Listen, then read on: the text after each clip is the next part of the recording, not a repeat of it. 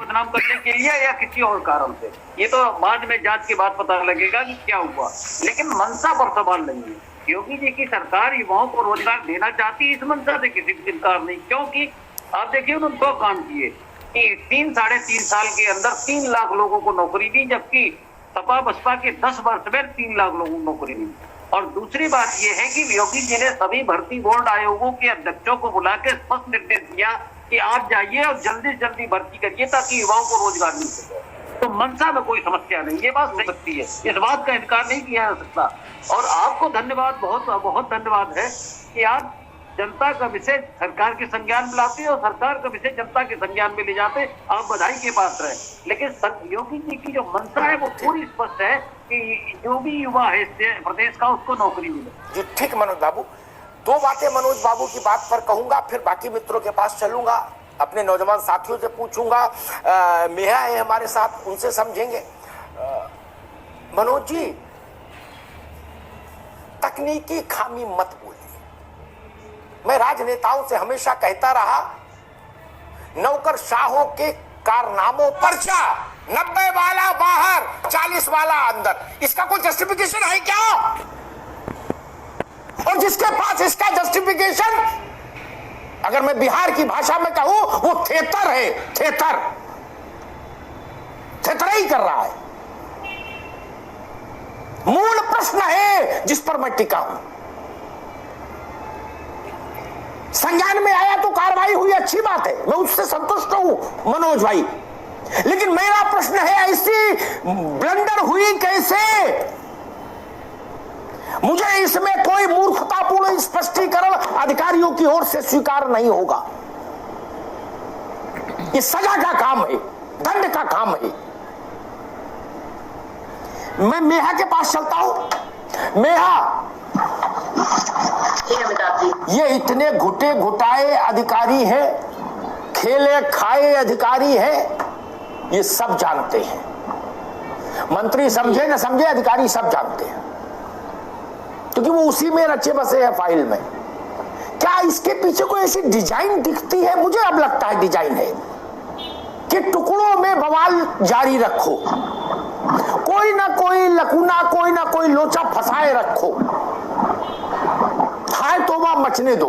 मेहा, बिल्कुल बिल्कुल अमिताभ जी, आपने जितने अच्छे शब्दों में इस मामले को संक्षेप में कहा है, I could not agree with you more. जिस तरह से चीजें हो रही हैं उससे सिर्फ यही सामने आ रहा है, इसकी सिर्फ एक यही वजह हो सकती है और कोई वजह हो ही नहीं सकती है कि ऐसी त्रुटि सरकार से 70,000 सीट्स पर आप भर्ती कर रहे हैं और आप कह रहे हैं कि कल की डेट में सरकार ने कोर्ट के सामने कहा कि ये एक टेंटेटिव प्रोसीजर है, सब्जेक्ट टू रिवीजन। इन्होंने यहाँ अपॉइंटमेंट लेटर्स इशू कर दिए हैं। हर एक कैंडिडेट जो कोर्ट जा रहा है वो अपना पेट काट कर वकीलों की फीस भर रहा है। उन्हें उनके हक का कोई फर्क नहीं पड़ रहा है, उसका कोई ख्याल नहीं है। वहाँ हजारों बच्चे सरकारी स्कूल में बैठे हैं, अपने अध्यापकों का इंतजार कर रहे हैं, उनका कोई ख्याल नहीं है। Bharat, the world's largest democracy की गवर्नमेंट अगर ऐसी त्रुटियां करने लगे और कहने लगे अरे ये तो गलती से हो गया, ये हो ही नहीं सकता है कि गलती से हो गया कि आपने ज्यादा मेरिट के कैंडिडेट को बाहर रहने दिया और कम मेरिट के कैंडिडेट को अंदर ले लिया। इसी तरह से जब इन्होंने पिछली लिस्ट जारी की थी अमिताभ जी, मैं आपको बता दूं, बहुत बड़ा खुलासा है मेरे पास। उन्होंने ना क्वालिटी पॉइंट मार्क्स दिए, ना कैटेगरी दी, ना सब कैटेगरी दी। हम लोगों ने बैठकर एक कैंडिडेट का क्वालिटी पॉइंट मार्क निकाला है, कैटेगरी निकाली है। 27 में से 4% रिजर्वेशन दिया है इन लोगों ने। यूपी रिजर्वेशन एक्ट 1994 में लिखा है ओबीसी को 27 मिलेगा, एससी को 3 मिलेगा, एससी को 2 मिलेगा, एसटी को 1 मिलेगा, इस तरह से सब दिया हुआ है। उन्होंने कुछ नहीं किया है कानून के अनुसार से। शिखा सिंह में इलाहाबाद हाई कोर्ट ने कहा है कि आप एमआरसी का बेनिफिट देंगे, उन्होंने रिजर्व कैटेगरी कैंडिडेट्स को बाहर निकाल दिया है और जनरल को भर्ती किए जा रहे हैं। ठीक बात है, वो भी एक समस्या है। जब मुझे मालूम है अदालत से वो चीज भी आएगी और फिर बैक फुट पर आना पड़ेगा। बिल्कुल ठीक बात। मैं आपके पास दोबारा लौटूंगा, विवेक साइलेंस जी के पास चलता हूं। विधानसभा में जहां सदन है परिसर नहीं, सदन जहां है वहां मार्शल खड़ा होता है, ठीक ना, विधायकों को नमस्ते करता है, ठीक। कभी ऐसा हुआ कि विधायकों को उसने बाहर भगा दिया हो और जो तफरीन घूमने आए थे उनको अंदर सदन में बैठाल दिया हो, ट्रेजरी बेंच पे, विपक्ष की बेंच पे, और कहा हो जी तकनीकी गलती हो गई? कभी हुआ क्या ऐसा?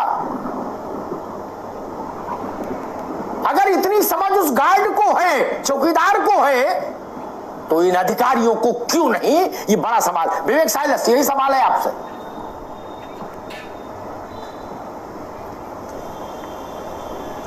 देखिए अमित साहब जी, मैं तो यही कहूंगा कि चलिए सरकार ने गलती मानी, हकीकत यह है कि सरकार प्रदेश को चला नहीं पा रही है। आखिर बार बार ये गलतियां क्यों हो रही हैं? Repeatedly why, again and again क्यों हो रहा है? मुख्यमंत्री योगी जी कह चुके हैं कि आईएएस और आईपीएस जो है अयोग्य है, ये तो उन्होंने पहले भी बोला था जी। असलियत यह है अमिताभ जी कि उत्तर प्रदेश की जो सरकार इस समय चल रही है खुद अयोग्य, साजिश है। ये साजिश जो भी हुआ है, षड्यंत्र जो भी हुआ है, बिना राजनीतिक संरक्षण के ये हो ही नहीं सकता है। ये मान ही नहीं सकते हैं कि नीचे के बाबू या नीचे के लोग बिना किसी पॉलिटिकल बैकिंग के इस षड्यंत्र को अंजाम दे सकते हैं। अमिताभ जी आप मुझे बताएं, ये घोटाला नहीं तो और क्या? नौकरियों की बात है। आज आप देख लीजिए, जो पिछली नौकरियां थी वो चाहे सहायक कोषागार की हो, लेखाकार भर्ती हो, 12,460 शिक्षक भर्ती हो, आबकारी भर्ती हो, जो पिछले 4-5 साल की पेंडिंग भर्तियां हैं वो आज तक नहीं हो पाई हैं। 68,500 जो शिक्षकों वाली भर्ती हुई है वो भी आधी हो पाई है। अब लोगों को हाईकोर्ट में जाना पड़ रहा है, किस्तों में हाईकोर्ट उनको भर्ती कर रहा है। तो ये किस प्रकार की सरकार चल रही है उत्तर प्रदेश में, हमको तो नहीं समझ में आया।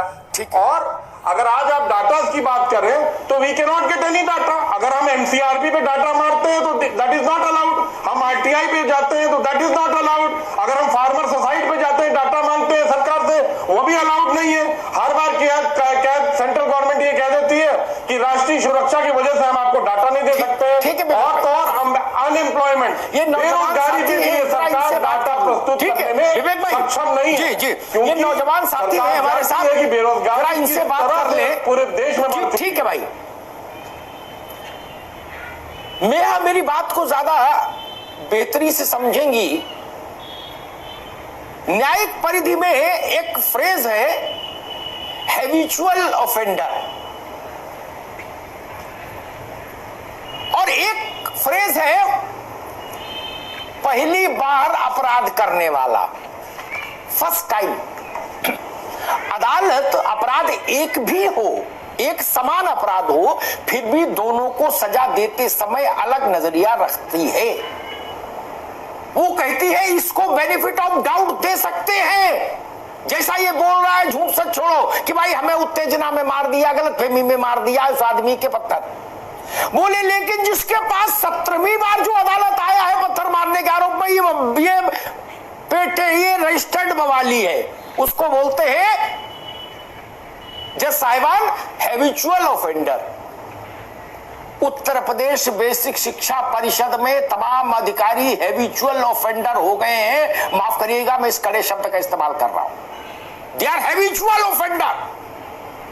उनको संदेह का लाभ नहीं दिया जाना चाहिए, उनको बेनिफिट ऑफ डाउट नहीं देना चाहिए।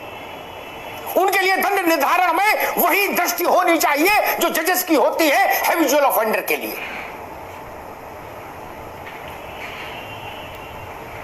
बिल्कुल। हमारे साथ ये तमाम नौजवान बैठे हैं। पंकज वर्मा, क्या स्थिति बनी और क्यों बनी, आपकी समझ में कुछ आई बात भैया?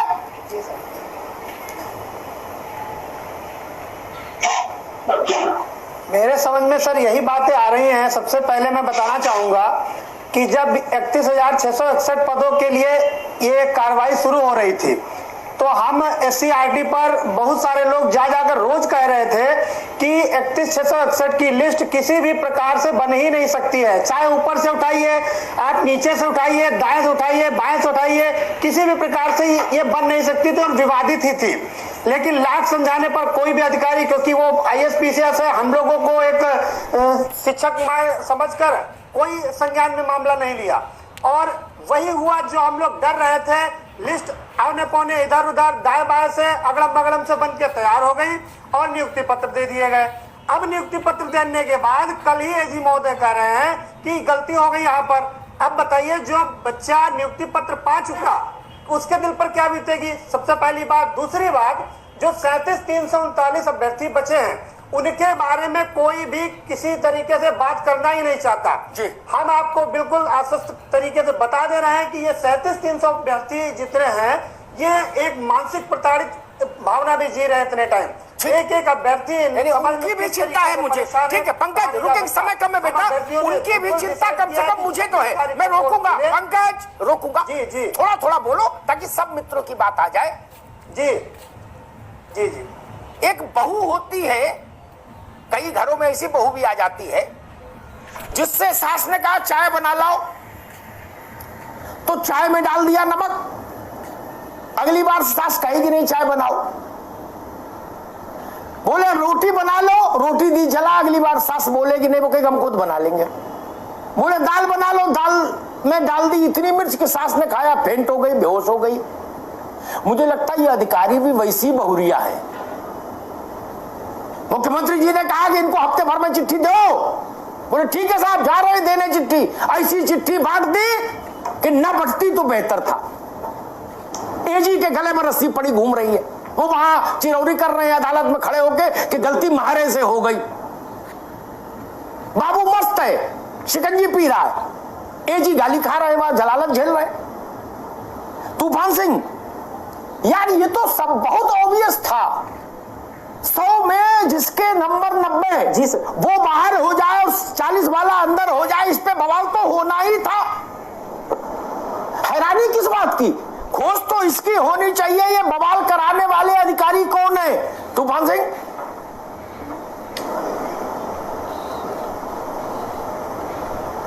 जी सर, मैं ये बताना चाहूंगा कि ये अधिकारी लगातार बार बार इसी तरीके से प्रक्रिया कर रहे हैं। मेरे ज्यादा मार्क्स होने के बावजूद भी आज मैं चैन से बाहर हूं। मुझे इस बात का नहीं पता, बताइए हमारे साथी, हम लोग हाईकोर्ट जाएंगे कि हमारे ज्यादा नंबर हैं, मुझे चैन से बाहर कर दिया, तब जो है एजी महोदय बताएंगे गलती हो गई। ये अधिकारी बार बार इस तरीके की गलतियां कर रहे हैं। और सर मैं ये कहना चाहूंगा, ये भर्ती 2 साल से फंसी हुई है। सन 2018 का विज्ञापन है, इसके बाद से अगली भर्ती भी नहीं आ पाई।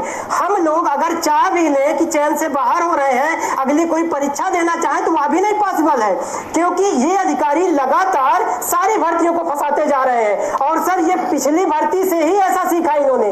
पिछली 68,500 थी, उसमें भी ऐसा कारनामा किया जिसमें आज तक प्रक्रिया पूरी नहीं हो पाई, सीटें खाली हैं। उसी तरीके से 69,000 में इन्होंने किया। पहली चयन सूची आई 67,867 की, उसमें तमाम तरीके के आरोप लगे। फिर दूसरी सूची आई 31,666 पे, जिसमें 31,277 अभ्यर्थी चयनित हुए। इसमें हम जैसे मेरिटोरियस अभ्यर्थी बाहर हो गए, कम गुणांक के लोग चयनित हो गए। इनके पास कोई भी डेटा नहीं है। माननीय मुख्यमंत्री जी ने या हम लोगों को आश्वस्त किया है, खुशियां आई कि हमें चयन मिलेगा, हम जाएंगे अपने नौनिहालों के आने वाले भविष्य को संवारेंगे, लेकिन ज्यादा मेरिट होने के बाद भी बाहर हो गए। इसका आज भी खेद है, लेकिन इस गलती को सरकार किसी तरीके से सुधारे। इन अधिकारियों पर जो भी तानाशाही रवैया है इसको ध्यान में ले। माननीय मुख्यमंत्री जी से हमारा यह निवेदन है कि हम जैसे मेरिटोरियस अभ्यर्थी को कोई भी इतनी मेहनत से हम लोग इतने ज्यादा नंबर ले आए, आज मेरिट में थे, लेकिन ज्यादा नंबर होने के बाद हम बाहर हो गए। इसका मुझे खेद है। बाबू रुको रुको रुको।